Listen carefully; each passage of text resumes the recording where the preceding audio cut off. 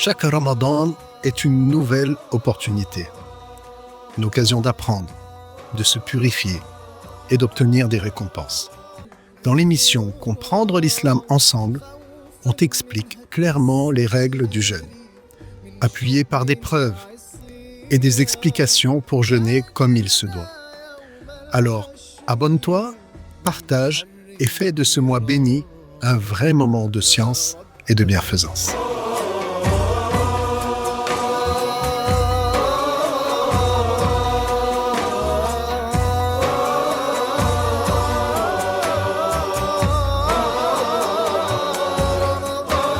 Bienvenue à tous dans l'émission Comprendre l'islam ensemble. Je serai accompagné de Haj Daoud tout au long de ce mois béni pour éclaircir ensemble différents sujets liés à notre belle religion. À travers ce programme, notre objectif est de rendre les notions de la religion claires et accessibles à tous. Pour cela, nous nous appuyons sur des preuves textuelles authentiques et des explications détaillées. Le prophète, sallallahu alayhi wa sallam, nous a enseigné qu'il ne faut pas se lasser d'apprendre et de réviser la science de la religion. Et pour bien commencer ce mois béni, nous allons parler d'un sujet important, les règles du jeûne, ce qu'il faut connaître pour jeûner comme il se doit. Nous y sommes, le mois béni de Ramadan est là, alhamdulillah. Allah nous a accordé de le vivre cette année encore. Ramadan, c'est le mois des bénédictions, du partage et de l'obéissance à Dieu. Lors de ce mois, les musulmans redoublent d'efforts pour accomplir le bien, multiplier les actes de piété et faire preuve d'encore plus de générosité. C'est le meilleur mois de l'année et il renferme la meilleure des nuits, la nuit d'Al-Qadr. Ramadan, c'est aussi le 9e mois du calendrier lunaire pendant lequel les musulmans accomplissent une obligation éminente, le jeûne. Jeûner le mois de Ramadan fait partie des adorations les plus importantes de l'islam. C'est un moment de purification de l'âme. Barakallahu fik pour cette belle introduction. Je tiens à féliciter tous les musulmans à l'occasion du mois béni de Ramadan. Également, je vous rappelle la parole de Allah, tabaraka wa ta'ala, يا أيها الذين آمنوا كتب عليكم الصيام كما كتب على الذين من قبلكم لعلكم تتقون. Ce verset signifie ô vous qui êtes croyants, le jeûne vous a été prescrit tout comme il a été prescrit à ceux qui vous ont précédés, puissiez-vous faire preuve de piété. Dans ce verset, il y a une preuve de l'obligation du jeûne de Ramadan. Celui qui en renie l'obligation aura démenti le Coran, et celui qui dément le Coran n'est pas musulman. Et donc, puisque le jeûne du mois de Ramadan est une obligation, et qu'il est un devoir pour tout musulman de ne pas s'engager dans un sujet avant de savoir ce que Allah en a rendu licite et ce qu'il en a rendu interdit, alors aujourd'hui, on va vous expliquer pour qui le jeûne de Ramadan est obligatoire, qui n'est pas obligé de jeûner, c'est-à-dire ceux qui ont une excuse qui leur permet de ne pas jeûner, et pour qui il est interdit de jeûner. C'est-à-dire que non seulement leur jeûne n'est pas valable, mais il leur est même interdit de jeûner. Ce sont des questions essentielles pour être sûr que notre jeûne est bien valable. Alors, on commence par le premier point. Pour qui le jeûne de Ramadan est-il obligatoire? Eh bien, il est un devoir pour chaque musulman, pubère, saint d'esprit, capable de jeûner. Il n'est pas valable de la part d'une personne qui n'est pas musulmane.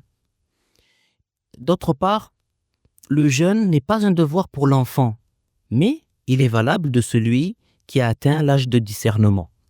En revanche, il est à savoir que certaines personnes sont dispensées de l'obligation du jeûne de Ramadan. Elles ne sont pas obligées de jeûner, comme celles qui ne supportent pas le jeûne en raison de leur âge avancé ou d'une maladie dont on n'espère pas la guérison, c'est-à-dire une maladie qui est réputée incurable. Et d'ailleurs, est-ce que tu peux Peut-être rappeler ce qu'ils font dans ce cas. Alors, dans ce cas-là, le cas de quelqu'un qui est incapable de jeûner parce que il est très âgé ou parce qu'il a une maladie chronique dont on n'espère pas la guérison. Il ne jeûne pas et il ne rattrape pas. Il ne jeûne pas et il ne rattrape pas puisque il ne peut pas jeûner à cause de son état. Mais il doit s'acquitter d'une compensation. C'est vrai, ici je précise que la compensation, on dit fidya en arabe, elle consiste à donner à une personne pauvre une jointée de la nourriture de base la plus répandue du pays, qui est le blé en France. Pour chaque jour qui n'est pas jeûné, la jointée, on dit moud en arabe, c'est le plat de 2 mains de taille moyenne, de cette manière. Parlons maintenant du voyageur, al-musafir, le voyageur qui effectue un voyage autorisant le raccourcissement des prières de 4 raka'ah. Les prières de 4 raka'ah, lui aussi, il peut ne pas jeûner. Il lui est permis de ne pas jeûner, et ça, même si le jeûne ne lui est pas difficile. Mais voilà, il est préférable qu'il jeûne si le jeûne ne présente pas de difficulté pour lui. Toutefois, s'il choisit de ne pas jeûner, il devra rattraper le ou les jours qu'il n'a pas jeûné. Mais il faut noter un détail important, qui est important de connaître, concernant le premier jour du voyage. Le premier jour de voyage qu'il effectue, il est à savoir que celui qui entame son voyage après l'aube véritable, il entame son voyage après le Fajr, il n'est pas autorisé à ne pas jeûner ce jour-là. Autrement dit, il devra jeûner le jour de son départ. Donc, je répète, celui qui part en voyage et qui quitte les limites de l'agglomération après l'aube, après le Fajr, doit jeûner ce jour-là, c'est-à-dire le jour de son départ. Par contre, s'il quitte les limites de l'agglomération avant le Fajr, il lui est autorisé de ne pas jeûner comme on l'a expliqué. Comme je l'ai dit, ça concerne le premier jour. Ce jugement-là concerne le premier jour, pas les jours suivants. Il est également autorisé à la personne qui est malade et pour qui le jeûne présente cette fois une difficulté insupportable de ne pas jeûner.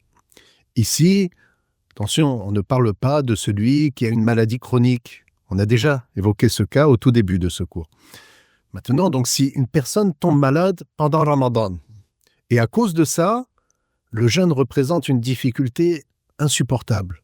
Elle risque de mourir si elle jeûne. Ou bien, une partie de son corps risque de se détériorer. Ou encore, la maladie risque de se prolonger, par exemple. Alors, cette personne a le droit de ne pas jeûner le temps de sa maladie et elle rattrapera les jours manqués. On en vient maintenant également à la femme qui est enceinte ou encore celle qui allaite. Et là aussi, pour qui le jeûne présente une difficulté insupportable. La femme qui est enceinte et qui a peur que le jeûne soit nuisible pour elle ou pour son bébé peut également ne pas jeûner. Et elle devra, là encore, rattraper les jours qu'elle a manqués. Il nous reste à parler du cas de celui qui a rompu le jeûne ou qui n'a pas jeûné sans excuse. Il aura commis un péché, il aura désobéi à Allah et il devra rattraper les jours qu'il n'a pas jeûné. Il doit rattraper les jours manqués. Maintenant, on peut passer aux personnes qui n'ont pas le droit de jeûner. Effectivement. C'est le cas notamment des femmes quand elles ont leurs menstrues, leurs règles. Également celles qui ont les lochis.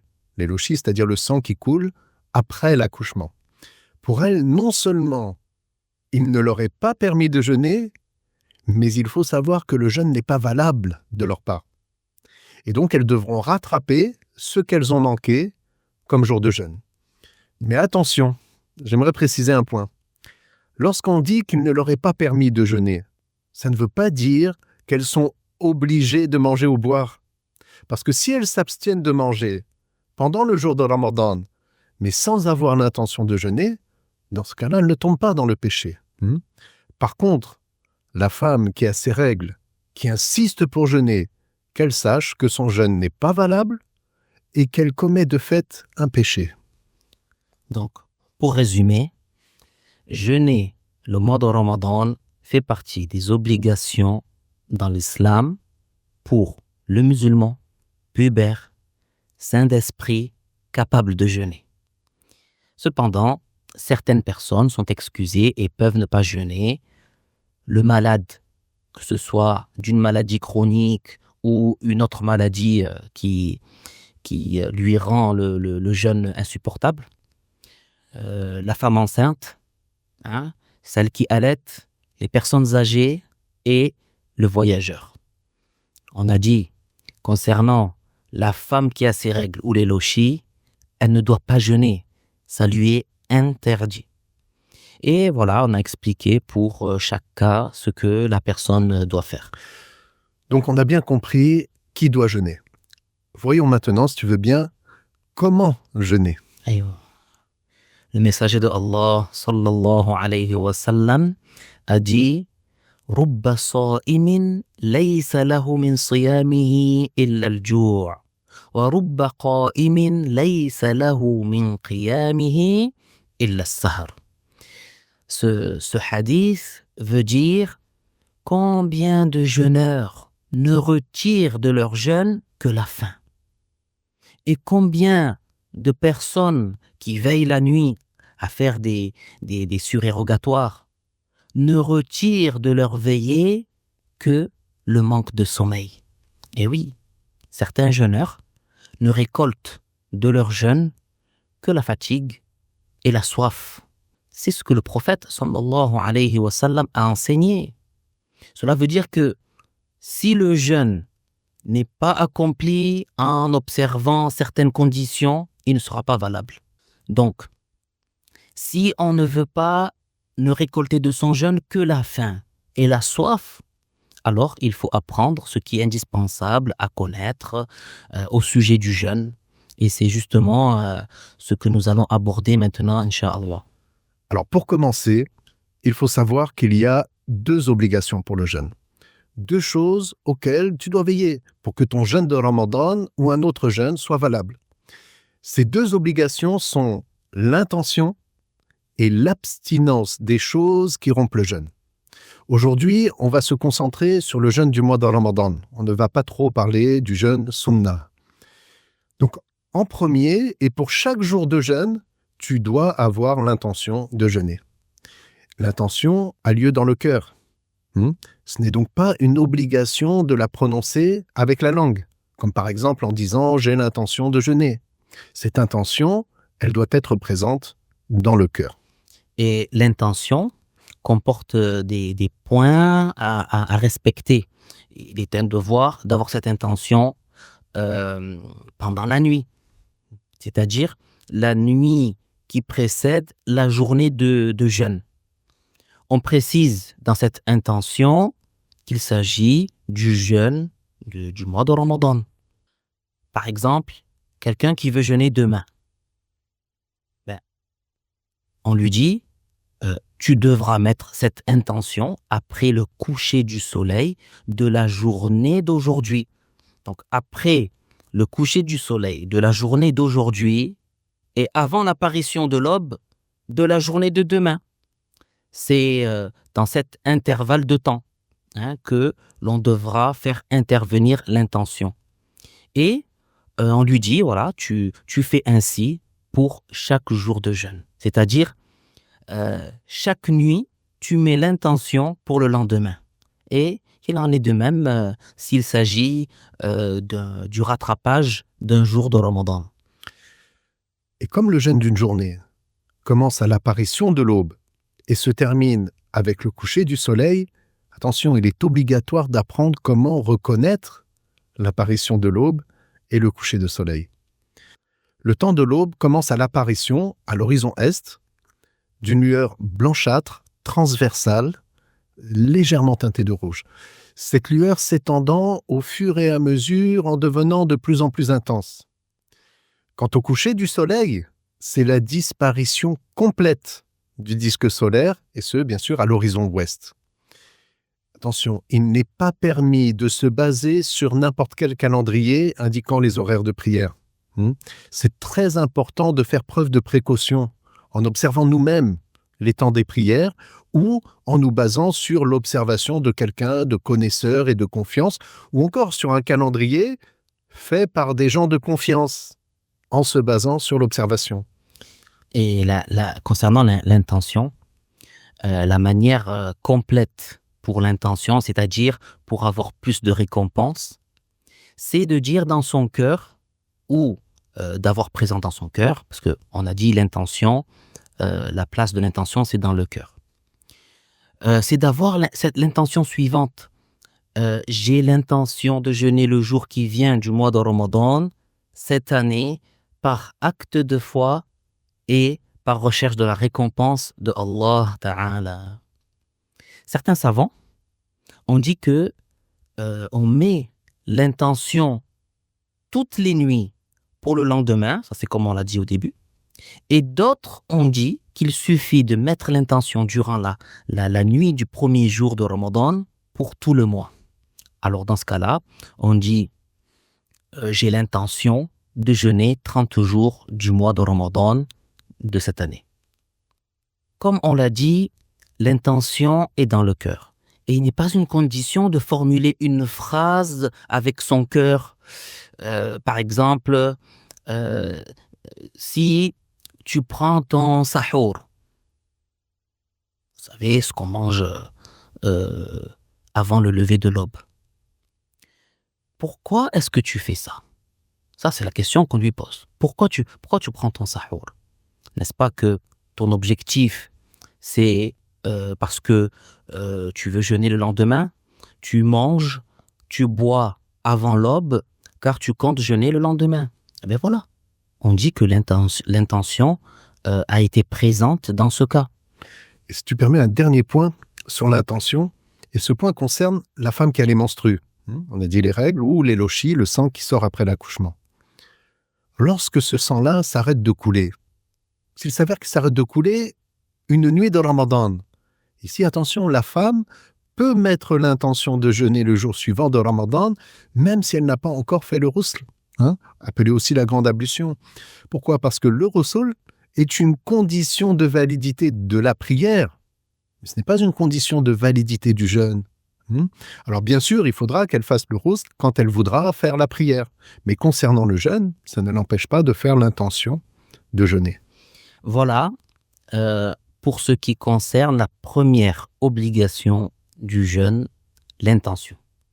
La deuxième obligation du jeûne, c'est l'abstinence. L'abstinence de tout ce qui rompt le jeûne, depuis l'aube jusqu'au coucher du soleil. C'est-à-dire que à partir du lever du jour, quand on dit à partir du lever du jour, c'est-à-dire l'aube, c'est pas le lever du soleil. Donc à partir du lever du jour et jusqu'au coucher du soleil, il ne faut rien faire de ce qui annule le jeûne. Et parmi les choses qui rompent le jeûne, il y a le fait d'introduire toute substance dans un organe creux du corps, tel que l'estomac ou l'intérieur de la tête, par un orifice ouvert. Quels sont les orifices dits ouverts? Eh bien, c'est le nez, la bouche, l'orifice génital, l'anus et les oreilles. Donc, le fait d'introduire à l'intérieur du corps, par un orifice qu'on a cité, une substance quelconque, cela annule le jeûne. Même si ce n'est pas de la nourriture, comme si quelqu'un avait avalé un caillou. Le caillou est une substance. Il est entré dans l'estomac en passant par la bouche. Donc, ça annule le jeûne. Effectivement, il faut bien comprendre que, contrairement à ce que certains pensent, ce n'est pas juste le fait de manger ou de boire qui annule le jeûne. le fait d'avaler un médicament ou d'introduire un suppositoire annule aussi le jeûne. Sachant que, on a dit, le malade pour lequel le jeûne est nuisible, il lui est autorisé de rompre le jeûne et il rattrape plus tard, comme on l'a dit tout à l'heure. Donc, il faut bien comprendre la règle. Toute substance, c'est-à-dire liquide, solide, nourriture ou pas, qui entre dans un organe creux du corps, comme l'estomac ou l'intérieur de la tête, par un orifice ouvert, annule le jeûne. Par contre, si on met des gouttes dans les yeux, ça n'annule pas le jeûne. Parce que l'œil n'est pas considéré comme un orifice ouvert. Les pores de la peau ne sont pas considérés comme des orifices ouverts. Donc, si par exemple, on enduit une pommade, par exemple, ou bien de l'huile, et que cela pénètre à l'intérieur du corps, cela n'annule pas le jeûne. Quant à l'oreille, certains savants ont dit que c'est un orifice ouvert et certains savants ont dit que ce n'est pas un orifice ouvert. On peut suivre le premier avis ou le deuxième. On peut suivre le premier ou le deuxième avis des savants. Selon l'avis qui dit que c'est un orifice ouvert, si une substance arrive à l'intérieur de la tête par l'oreille, cela annule le jeûne. Donc, si on a bien compris la règle, on sait que le jeûne n'est pas annulé pour celui qui reçoit un médicament par piqûre intramusculaire ou intraveineuse. Et que faire une prise de sang n'annule pas le jeûne non plus. Parlons maintenant également de la salive. Pourquoi ? Parce qu'on voit certaines personnes qui crachent constamment pendant qu'elles jeûnent. Constamment. Pourquoi ? Par peur d'avaler leur salive. Elles jeûnent, par peur d'avaler leur salive, elles crachent constamment. En fait, tant que la salive est pure et qu'elle n'est pas mélangée avec une autre substance et qu'elle reste à l'intérieur de la bouche, on peut l'avaler. On peut l'avaler, il n'y a pas de problème. Cela n'annule pas le jeûne. Par contre, si la salive se mélange avec du sang, par exemple, ou une autre chose qui a été introduite dans la bouche, alors là, son jeûne est annulé en avalant sa salive. Une autre information qu'il est important de connaître, c'est que celui qui mange ou boit par oubli, même si c'est en grande quantité, n'aura pas rompu son jeûne. Il y a dans le hadith sahih rapporté par Muslim que le prophète sallallahu alayhi wa sallam a dit Man nasiya wa huwa sa'im fa akala aw sharib falyutimma sawmah fa innama at'amahu Allah wa saqah. Que signifie ce hadith? Il signifie si quelqu'un a oublié en faisant le jeûne et a mangé au but, qu'il continue son jeûne. C'est Allah qui l'a nourri et qui l'a abreuvé. On comprend du hadith que la condition pour que le jeûne ne soit pas annulé dans ce cas-là, c'est d'avoir oublié que l'on jeûne. On a oublié qu'il est en train de jeûner. Même si on a mangé ou bu en quantité. Alors un autre point à évoquer aussi, parmi les choses qui annulent le jeûne et dont on doit également s'abstenir, il y a le fait de provoquer le vomissement. Si quelqu'un vomit volontairement, par exemple en introduisant son doigt au fond de sa bouche pour se faire vomir, il aura annulé son jeûne. Par contre, si l'on est gagné par le vomissement, ça arrive parfois malgré soi. On ne cherche pas le vomissement, mais on est gagné par cela, sans l'avoir fait exprès. Là, si on n'avale rien de ce que l'on a vomi, alors dans ce cas-là, notre jeûne n'est pas annulé. Mais par contre, il ne faut pas oublier de rincer sa bouche avec de l'eau pour la purifier avant d'avaler sa salive, car le vomi est une najasa. Il souille donc la bouche. Il y a encore d'autres choses qui annulent le jeûne. Comme quoi, par exemple, la folie. Même un instant. Même si la folie dure un instant. Il y a aussi l'évanouissement. Mais concernant l'évanouissement, c'est dans le cas où il dure toute la journée. Mais si l'évanouissement ne dure pas toute la journée, il n'annule pas le jeûne. Quant au sommeil, il n'annule pas le jeûne, même si le sommeil dure toute la journée. Donc, la folie, si il dure un instant, le jeûne est annulé. L'évanouissement, c'est l'évanouissement qui dure toute la journée, et le sommeil n'annule pas le jeûne, même si cela dure toute la journée. Il y a aussi, parmi les choses qui annulent le jeûne, il y a le rapport sexuel. Le jeûne est annulé par le rapport sexuel si cet acte est fait en se rappelant le jeûne. Et il y a une autre chose qui annule le jeûne et à laquelle, là encore, il faut faire attention durant Ramadan, mais aussi tout le reste de l'année. C'est tout ce qui fait sortir la personne de l'islam. Donc, la personne qui prononce des paroles qui rompent l'islam, ou qui fait des gestes qui rompent l'islam, ou qui a une croyance qui rompt l'islam, non seulement elle n'est plus musulmane, mais son jeûne également est annulé. Là, c'est important de donner des exemples. Parmi les paroles qui font sortir de l'islam, il y a par exemple insulter Allah. Et là, attention, même si c'est sous l'effet de la colère. Et sachez qu'attribuer à Allah un associé est une insulte à l'encontre de Allah. Attribuer à Allah l'endroit est une insulte à son encontre. Dire qu'il est un corps ou qu'il aurait des semblables est une insulte à son encontre. Sachez qu'attribuer à Allah un associé est une insulte à l'encontre de Allah. Attribuer à Allah l'endroit, là encore, c'est une insulte à son encontre. Dire qu'il est un corps ou qu'il aurait des semblables est une insulte à son encontre. En fait, attribuer à Allah tout ce qui n'est pas digne de lui est une insulte à son encontre et cela fait sortir de l'islam.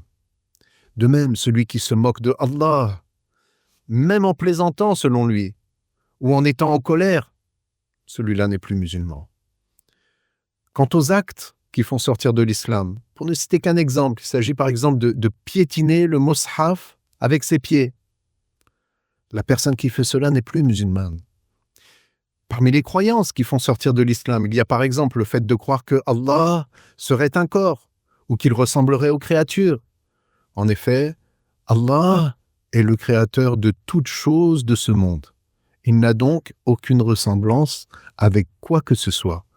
Allah, rien n'est tel que lui. Naam, comme tu viens de l'expliquer, barakallahu fik, celui à qui est arrivée l'une de ces choses durant Ramadan, c'est-à-dire celui qui est sorti de l'islam. Il est sorti de l'islam par la langue, par les actes, par les gestes, ou par la croyance, son jeûne est annulé. Donc, qu'est-ce qu'il doit faire? Il doit revenir immédiatement à l'islam en prononçant les deux témoignages. En prononçant en arabe, par exemple, Ashhadu an la ilaha illallah wa ashhadu anna Muhammadar Rasulullah.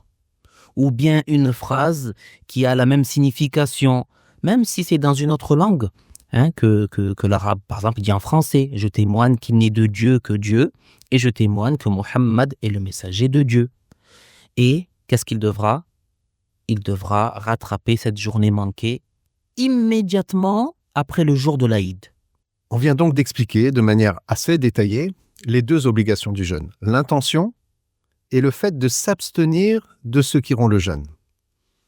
Je vous invite à réécouter plusieurs fois ce cours et si vous avez des questions ou qu'une chose n'est pas très claire, rendez-vous dans le centre de l'APBIF le plus proche de chez vous afin d'obtenir des réponses et éclaircir ce sujet puisque nous sommes en plein mois de Ramadan et qu'il est indispensable de bien comprendre ce cours pour que votre jeûne soit valide. Oui, vraiment, n'hésitez pas. Rien ne vaut le fait d'apprendre directement auprès d'un enseignant qu'on a en face de soi. Maintenant, pour conclure, j'aimerais citer certaines choses qu'il est recommandé de faire pour le jeûneur. Donc là, on ne parle plus des choses obligatoires sans quoi le jeûne de Ramadan n'est pas valable. Parce que ça y est, on en a parlé, on a fini de le citer. On va rajouter des choses pour avoir plus de récompenses en ce mois où, masha'Allah, les récompenses sont multipliées. Mais il ne faut pas s'inquiéter, celui qui ne les fait pas, son jeûne reste valable. Le prophète sallallahu alayhi wa sallam a recommandé à sa communauté d'adopter certaines conduites pendant Ramadan. Comme quoi, par exemple? Comme le fait de s'empresser de rompre le jeûne. Ça, c'est après s'être assuré du coucher du soleil. Et ce, en raison de la parole du prophète sallallahu alayhi wa sallam, La yazalu an-nasu bi khayr ma ajjalu al-fitr. Que signifie ce hadith qui est rapporté par Muslim? Il signifie que c'est un bien pour les gens de s'empresser de rompre le jeûne. Également, parmi ce qui est recommandé, il y a de rompre le jeûne avec des dates. Si on n'en trouve pas, c'est recommandé de le rompre avec de l'eau. Et ensuite, on accomplit la prière du Maghrib. Ça, c'est ce que le prophète, sallallahu alayhi wa sallam, a recommandé lorsqu'il a dit « إِذَا أَفْطَرَ أَحَدُكُمْ فَلْيُفْطِرْ عَلَى تَمْرٍ فَإِنْ لَمْ يَجِدْ فَلْيُفْطِرْ عَلى مَاءٍ فَإِنَّهُ طَهُورٌ » Donc ce hadith rapporté par Abu Daoud signifie lorsque l'un de vous rompt le jeûne, qu'il le rompe avec des dattes. S'il n'en trouve pas, qu'il le rompe avec de l'eau, car elle est purificatrice. Et on dit, après avoir rompu le jeûne, Allahumma laka sumtu wa ala rizqika aftart. Ce qui signifie, oh Allah, c'est par recherche de ton agrément que j'ai jeûné, et c'est avec ta subsistance que j'ai rompu le jeûne. Bonheur à celui qui fait suivre en acte ce qu'il a entendu. Comme nous l'avons vu, le jeûne est un acte d'adoration éminent. Que Dieu nous accorde la force d'œuvrer par recherche de son agrément. Amin. Terminons par l'invocation que le prophète sallallahu alayhi wa sallam disait le plus souvent durant Ramadan, mais aussi le reste de l'année. Rabbana atina fid dunya hasanah wa fil akhirati hasanah wa qina azaban nar. Cette invocation signifie Notre Seigneur, accorde-nous de faire dans ce bas monde un acte pour lequel tu nous récompenseras, et dans l'au-delà, le paradis, et préserve-nous du châtiment de l'enfer. Amin. Ya Rabbal Alamin. Wa barakallahu fikum. Wassalamu alaykum wa rahmatullahi ta'ala wa barakatuh.